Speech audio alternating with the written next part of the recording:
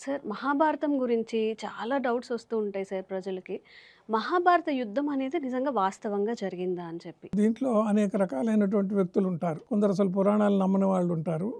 పురాణాలు నమ్మే వాళ్ళ గురించి మనం అనుకుందాం. హ్మ్.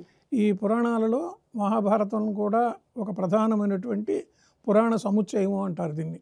అంటే 18 పురాణాల యొక్క సంగ్రహం ఇందులో మనకు కనిపిస్తుంది అని చెప్పి అంటారు.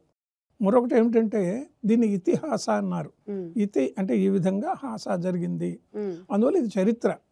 దీనికి మామూలుగా మనకు పురావస్తు శాస్త్రవేత్తలు, పురాతత్వ శాస్త్రవేత్తలు అనేక శిథిలాలను గ్రహించి అనేక చోట్ల ద్వారకా మొదలైనటువంటి ప్రాంతాల్లో తవ్వకాలను చూసిన తర్వాత హ్మ్. క్రీస్తు పూర్వం 3102 సంవత్సరంలో ఈ భారత యుద్ధం జరిగి ఉంటుందని ఒక అంచనా వేశారు. హుహు.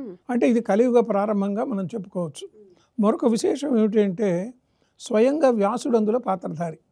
మామూలుగా తాను నాటకంలో ఒక పాత్రధారి అయినప్పుడు ఆ మొత్తం నాటకం కథ అంతా అతనికి తెలుస్తుంది. హ్మ్. అదేవిధంగా రామాయణంలో కూడా వాల్మీకి పాత్రధారి. తాను స్వయంగా చూశాడు మొత్తం.